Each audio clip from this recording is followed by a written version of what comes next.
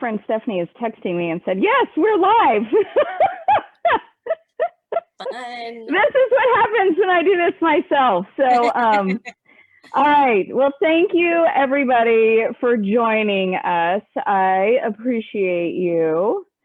And we'll see if I can manage this on my own. This is just a super casual conversation with myself and Robyn, who is a long ago friend of mine. We worked together back when I was a baby nurse in Oklahoma City in the ICU. And I thought it would be a good opportunity for us to just have a conversation about what is happening in Oklahoma. And I think it's probably a good predictor for what may be coming here in Arkansas, just because we seem to be following Oklahoma in numbers. And so I'll just go ahead and get started here. So Robyn, what I'll start out with a super easy little question here. Why did you decide to become a nurse? So that's like usually an easy answer for most people, I feel like, but for me it's kind of complicated. So I started out being a music ed major, and my mom actually passed while I was a freshman in college. And I thought to myself, I'm going to have to feed myself. I can't be a music teacher. That doesn't make enough money. So I started looking at things that were maybe a little, better paying than music teacher. And I just kind of stumbled upon nursing, actually. Like, nobody in my family was in healthcare, but I got all the prereqs all of a sudden, and I was like, well, I might as well do that. And then I ended up kind of like being drawn to ICU. Like, that was the only kind of nursing that I really loved. And I love being a nurse though, and I'm really glad I ended up there. I always think it's interesting, like how people fall into nursing, and not everybody starts out in life with like this deep calling to become a nurse. Yeah. But I think if it is the right place for you, that it becomes a calling, that it is sort of this, you do sort of develop your own personal mission. And, certainly for myself, I always felt like that was to do all that I could to reduce the suffering in the person before me. And certainly ICU was a place where there was often a great deal of suffering, whether that was the patient in front of me or, the family members who are struggling with dealing with a terrible situation. It's never a good day when your family member is in the ICU. And I think it is a place that is incredibly intimate and incredibly rewarding. So, so I know you said, certainly I know you from ICU, but what have you been doing since it's been like 20 years? What have you been doing in that time? I feel like I've done everything. And so like I was there in the ICU, and that job was so, like, I don't know if you feel the same way about it, but that just changed my personhood. It was such a dramatic place to work, and I saw so many things and learned so many things. I ended up moonlighting in the pediatric ICU and in the ER there at the same hospital. And then I got into education, and I've been doing nursing education for 17 or 18 years. And then I also kept a foot in the bedside world for a while. I did some interventional radiology, and I did some like small hospital type stuff, and did Yukon and or Canadian Valley for a little bit. And then stayed at that hospital system for 21 years, and then just have recently moved to the other big hospital system in the area, and have been there for a year. But nursing education really kind of, even though I've done lots of little things here and there, I've kind of stayed in education pretty consistently. And then I have another side job where I'm the infection preventionist for Oklahoma Foundation for the Disabled, which is like a kind of like a day treatment place where people with developmental disabilities spend the day together. That is awesome. And I do think nursing education also a place that I spent a little bit of time. I worked as an adjunct professor for a short period of time at the University of Arkansas here, and was the ICU, CCU educator for a while. And then I think having a child sometimes shifts let me rephrase that. Having a child really shifts your world perspective. And, you know, as much of an adrenaline junkie as I was, it got really hard to take care of small humans who looked a whole lot like my own child. And I do think that working in critical care for a long time, as much as we tend to be sort of crass, which is a coping mechanism, I think it can be really emotionally traumatizing. Yeah. And so, you know, I went back to school and worked in primary care, and that has certainly been a good place for me that I thought I would get bored, and it's never ever a boring day. But, you know, I am curious, like, since COVID has come, how that has affected your world, because in Oklahoma, there have been 184,342 cases. That was from this morning when I looked, and 1,680 deaths. And here in Arkansas, 148,312 cases and 2,405 deaths. And across the United States, there have now been 12,679,209 cases and 263,526 deaths. And those seem like crazy big numbers that it's really hard to even conceptualize. And then, you know, the reality is those are each people with a family and people that they love and people that care about them. And that has certainly put a huge strain on our healthcare system and a strain on the people providing care, and a tremendous amount of financial hardship for people across the country. And so how has your life been affected by the pandemic? At work, it's just a lot of disequilibrium. Just everything is changing constantly.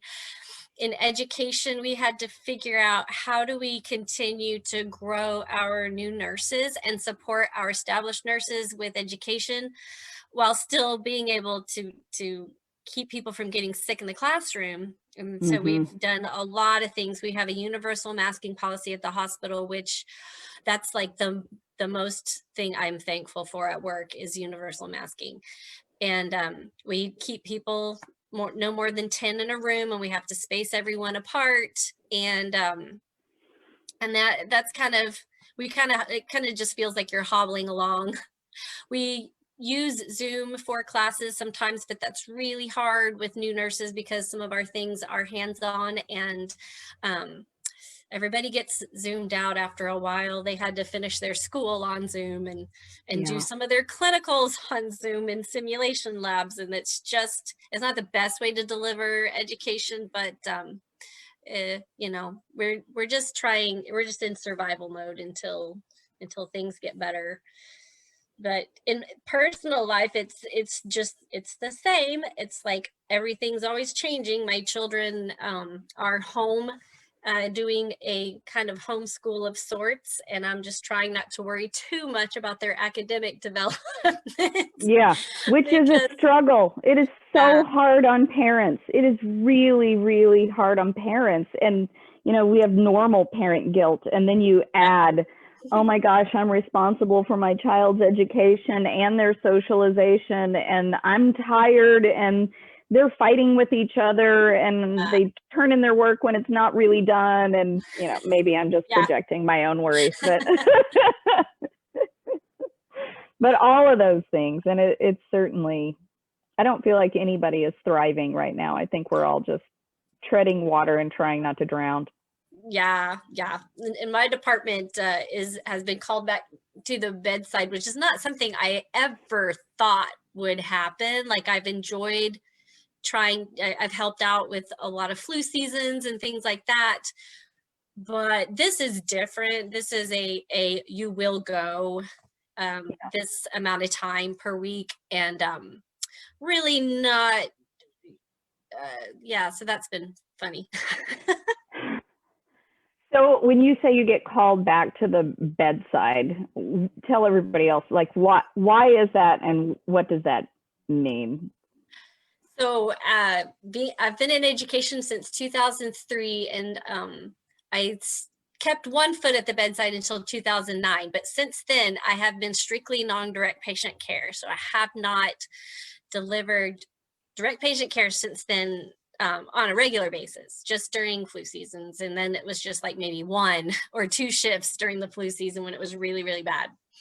And they've been very protective of us as non-direct patient care. We don't have access to a lot of the things that direct patient care nurses have access to, like the charting system for myself. Other people do, but I don't.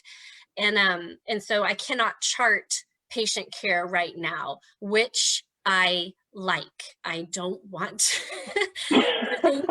I don't want for that to change. So what I'm doing is nurse support. So I'll hang out in an area, and if somebody needs their meds pulled or needs to waste a controlled medicine, and so I'm like witnessing things, I try to put in a couple of IVs. I can clean people up. I can do nurse tech things, and run around the hospital, because a lot of problems we're having staffing wise, it's not just nursing, it's all of the supportive staff. So we're running out of things in the equipment room, not necessarily because we don't have them, but because we don't have people to bring them to us. So then we need runners to go all over and try to find gowns and gloves and extension tubing and all those things that you run out of really fast. So why don't you have those people to bring stuff?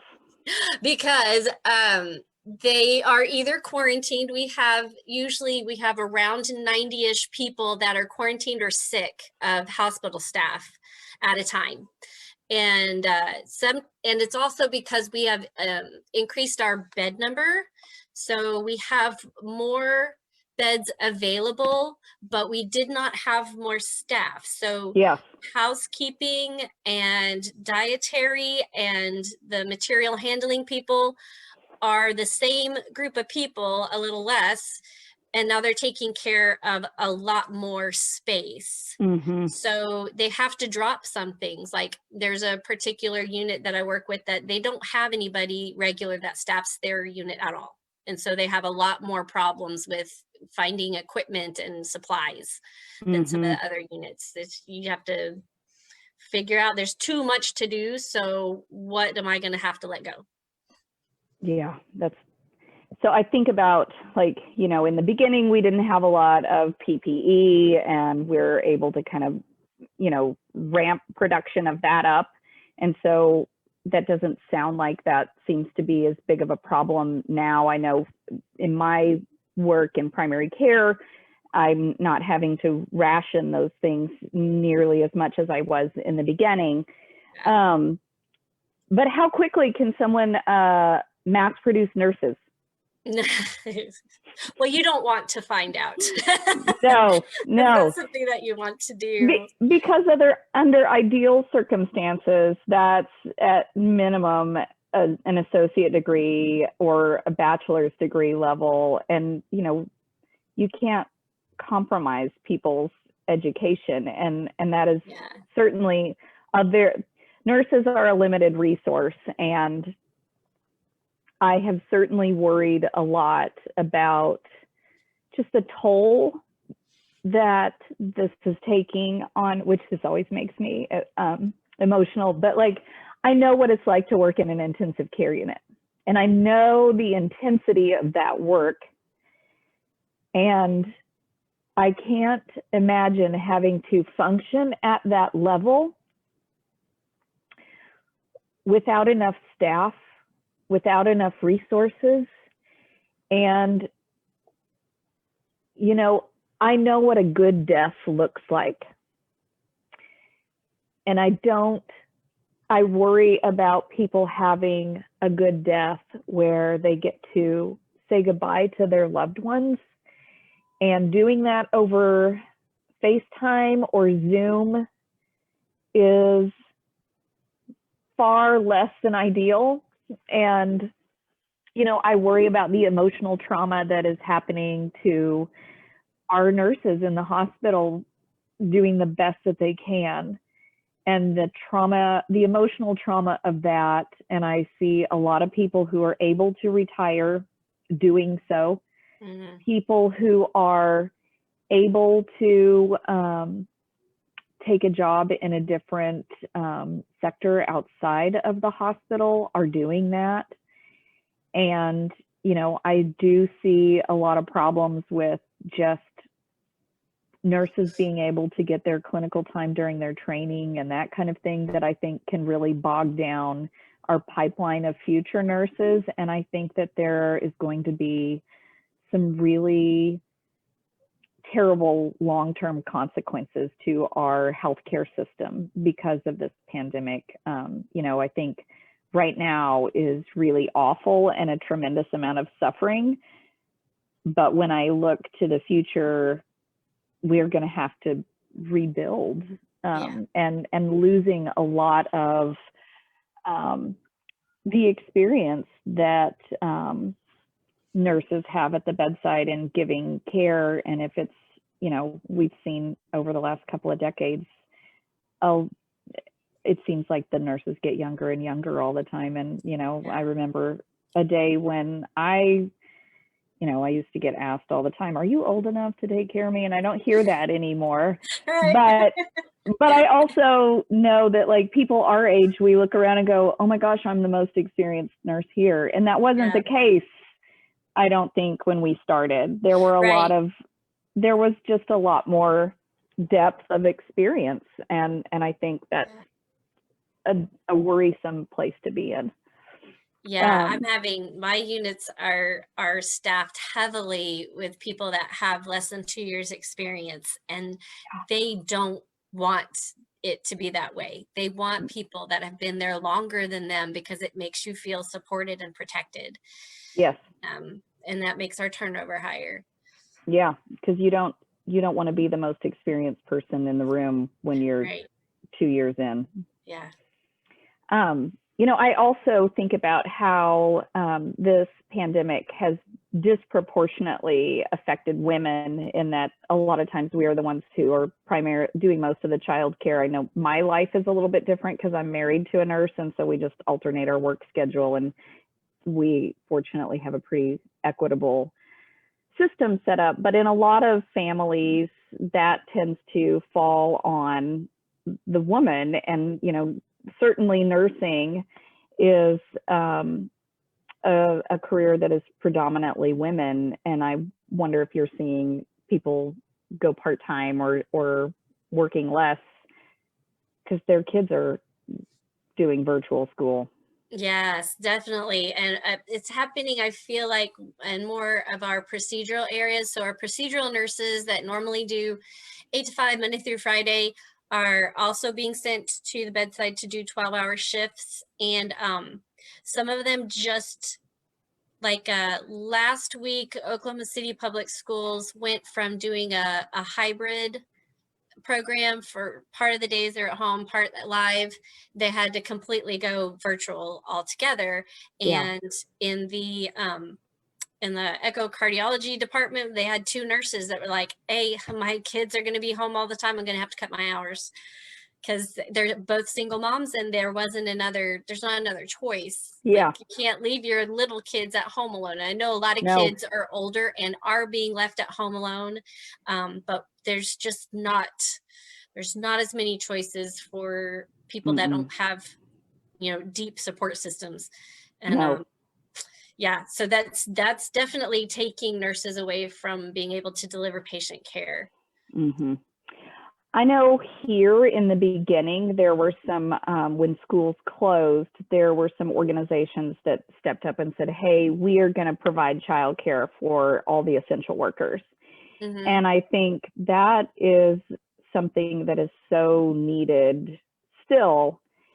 And certainly I think, in a hospital, like it would be nice to have on-site child Oh yeah, care.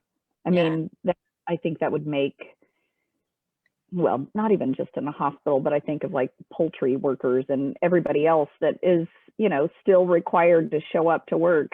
yeah. If we really believe that people are essential, wouldn't it be nice to have services that support them and make them able to do their job instead of making them chuck out of the economy and stay home?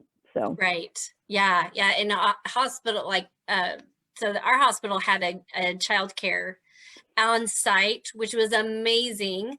I wasn't able to utilize it until I went to a day shift job because they closed at 6 p.m. yes, that has been something that I've talked. Yes, we close out night shift workers, and that just Yeah. makes it Yeah. so it just perpetuates inequity, and it's terrible to be a night shift nurse anyway.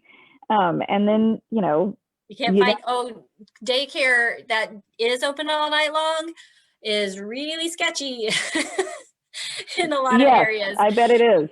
That Yes, was hard. I can't imagine. Yeah. So I am curious. We have certainly seen a big spike in COVID after holidays.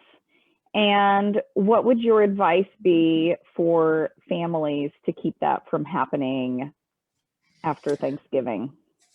We're built to be social people. Like that's where we get energy from, a lot of us. Even Yes. as an introvert, I'm like a terrible introvert, but if I allow myself to isolate myself from people all the time, I lose energy. It's not a healthy thing. But I think people have shown themselves to be so creative that there are things that you can do still, and just being able to see the opportunities within the restrictions, instead of just getting mad and saying, well, it's either one or the other, it's either black or white. There's some things that you can do. So like right now, I don't know if in Arkansas, but right now in Oklahoma, the weather's like mid 50s and sometimes creeping up into the 60s. Let's just go outside. like Yes. Being outdoors is the answer for an airborne respiratory driven disease. And do some stuff outside. Wear masks indoors. Sit 6 feet away. We're gonna have a Zoom Thanksgiving, so we're gonna stay here tomorrow, and we're gonna Zoom my mother-in-law, and then we're gonna Zoom my aunt, and just try to do some stuff like that. I don't like electronic stuff that much, but and I've really resisted, like I'm not good at going to my church online. I'm terrible at it, but if I make myself do it, it's better. Yes. Yeah, just figuring out ways to keep connected, but not breathing on each other. Like do stuff where you don't have to breathe on each other. Yes. And I think, like, to me, it's important to also acknowledge that it's hard to not do this. Like, I miss hugging people. And, I have hugged my parents one time since like March.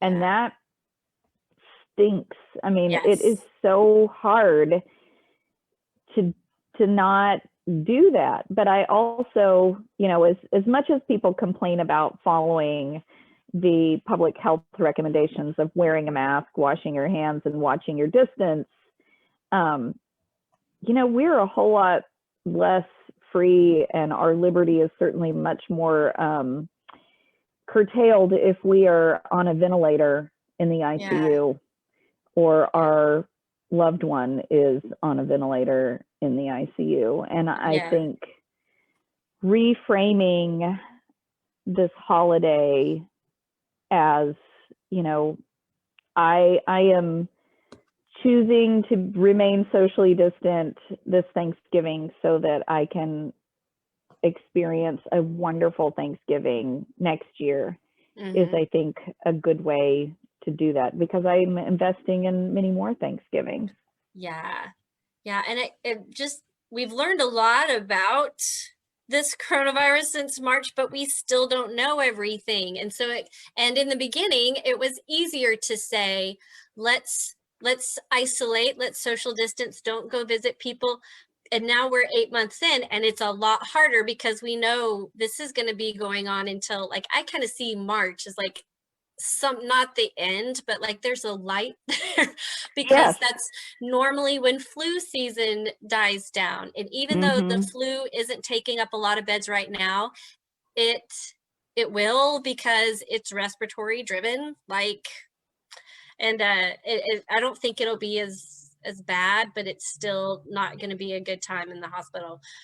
No. So then it makes me think, all right, well, for the people that haven't hugged someone in 8 months, let's do something weird. Let's put N95s on and then hug and then go take a shower. Like, I don't. Yes. Maybe we just need. We can do normal things, just do it in a safer way. And you know, that does make some of it abnormal, but, like, you know, we are social beings, and we do really crave that human interaction and touch. Yeah. So. And then I kind of wonder, like, maybe like some of the things that we're doing, we're going to learn that maybe we're a little over restrictive. The things are that people aren't doing those things anyway. But if it ends up that 1 minute of time together while you're both masked isn't that dangerous, then maybe you both mask and you spend 1 minute together and hug and then step away. I don't know, like, maybe that's an option. I think we just get too dichotomous, like either you have to stay in your house 24/7, or you go and sit next to someone on their couch inside and have coffee. Like, don't do that, but maybe do something in the middle. Because even if you do get sick, even though you wore a mask and you distanced, even if you do get sick, you're going to have reduced the viral load that you took on. Yes. And the dose is important. Yes, the dose is important. It's not going to be as bad for most people if they just reduce their viral load. So, well, I do think that sometimes in short news clips and such, they do just reduce everything down to just like extremes. And I think that there's a lot of nuance in the middle, and I think that it's important to have longer conversations about these things, because it helps people sort through the issue and realize that it's not just one or the other and black and white, and it's just there's like a lot of gray space. Yeah, well, as something as complicated as a human being, and in a situation as complicated as a pandemic, there's going to be a lot of different answers to the same question. Yes. And I think a lot of people too get disturbed by the fact that the science and the data evolve all the time. And so things do change as we have a deeper understanding. And for those of us in healthcare, it doesn't mean that we love and embrace change all the time, but we at least understand that. Yeah. And I think for those people who are on the outside looking in, they're just like, they don't know what they're talking about. And we're like, well, we're giving you the best advice based on the evidence that we have right now. And I think that can be confusing. Yeah, I tend to be a black and white thinker, and I like to learn the thing and then do it and not have to change. But that's just not how healthcare is at all, because we do not understand our own bodies, and we don't understand pathophysiology all the way, because it's unknowable. Like you can't know everything. And when you Yes. do, it'll change. Yes. I got so stinking upset for many months in a row when the American Heart Association came out and said, don't give supplemental oxygen to people having heart attacks unless they're less than 94% saturated. I had this huge, and I had to go read a lot of, because I just thought, how many years have I been doing that? And it was harming people. And that really bothered me. Like people were harmed by me putting a non-rebreather on them and you just have to go, well, I can't do anything about that now. And No. I have this information now, and I just have to go forward with it. But it's hard. It is. And I think, the science is self-correcting. And so we do something wrong for a long time and then we figure it out. Just like we used to routinely do x-rays on pregnant ladies to make sure that their pelvis would allow a baby to come out. And what do you know? We were causing cancer. Terrible. And that's just, it's the world that we live in. And we human beings initially make bad choices often. And once we collect data and understand that, then we all have to change, and change is hard. Yeah. That thing that we say in nursing is you don't know what you don't know. And that's a dangerous place to be. Yes, it is. So I know that we live in a democracy, but if you were queen for a day, what would you do to address the pandemic? Oh, everybody Robyn gets to be the authoritarian. Yay! Everybody wears masks. And we take all the money that we've been saving for whatever emergency it is, no matter what it is. If it's in an emergency fund, we'll use it now because this is it. This is the most devastating type of emergency that we've had. So pay people to work from home. I mean, there's a lot of resistance to working from home, and I don't understand it. I know that it's not something we typically do. Even in the hospital area, we were having a lot of people work from home in March, and now not so much because they're like, well, people aren't really getting sick here.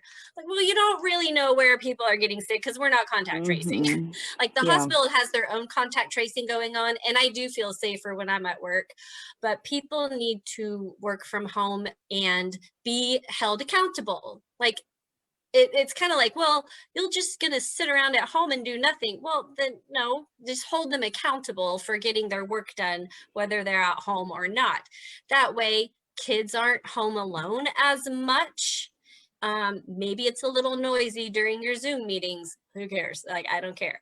It's just different. So working from home and masking no matter what, and goodness gracious, contact tracing and consequences for if you don't cooperate with contact tracing, because that's contact tracing in Oklahoma just isn't happening for two reasons. We didn't hire contact tracers, and well, even the contact tracers that we're using are volunteers. They're not getting paid for this, and they're getting they're getting verbally abused over the phone because people don't want to tell them where they've been and who they've been with. They feel like that's an infringement on their privacy and on their rights, and that like, oh, there's just a lot of trouble with that. So they're since people are not acting as adults, in my opinion, they need to be treated like children. Let's just have consequences for not helping us. Yeah. Well, I will wrap up with my very last question. What gives you hope? I feel hope when I see people that do care, because I feel like the negative voices are so loud, and that's what I usually hear and see.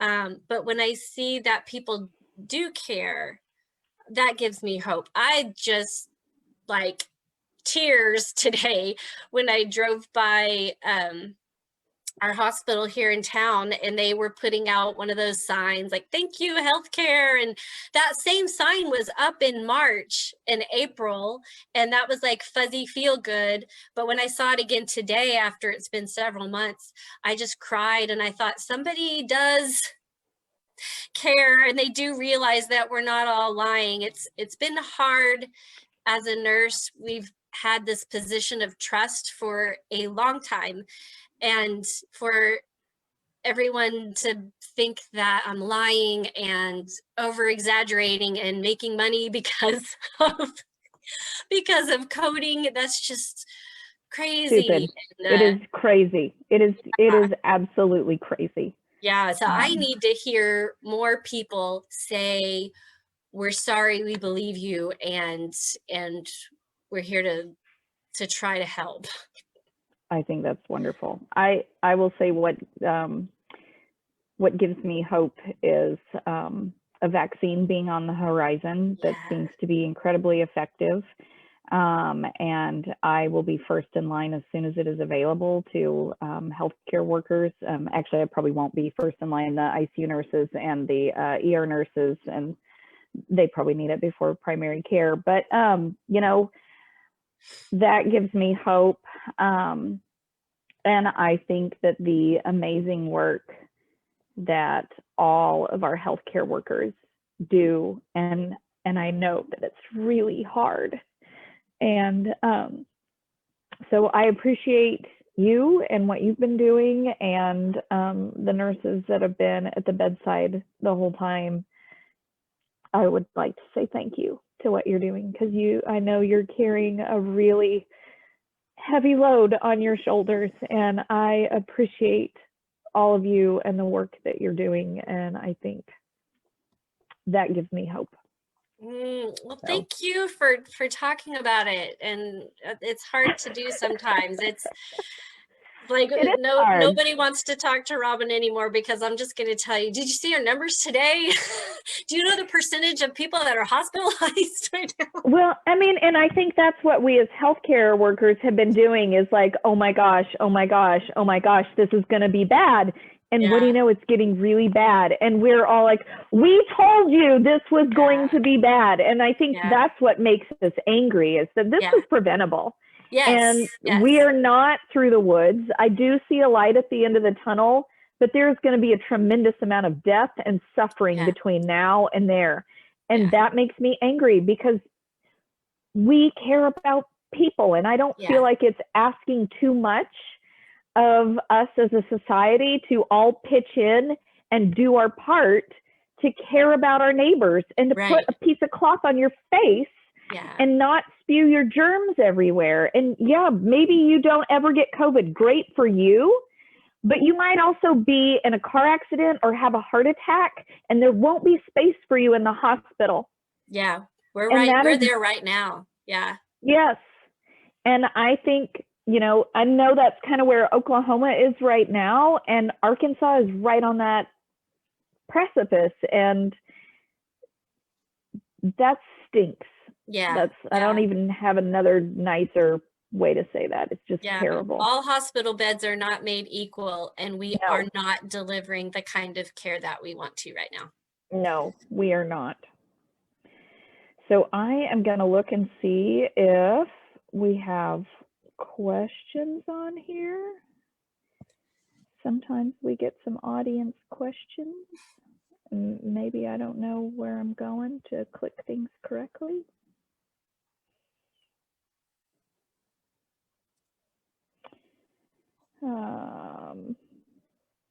Did you see the PBS article story on the Cherokee Nation curtailing the pandemic faring better than surrounding Oklahoma, and why? I've not read that. Did you see? I don't know about that. What did you read about that? Yes, so we've had a lot of changes in the last decade or so with our Native population, and they have, I mean, when you support your Native population, you'll get 3 times back. I mean, they have done amazing things with public health and in their hospitals, and with promoting breastfeeding, reducing comorbidities for their people. It's amazing.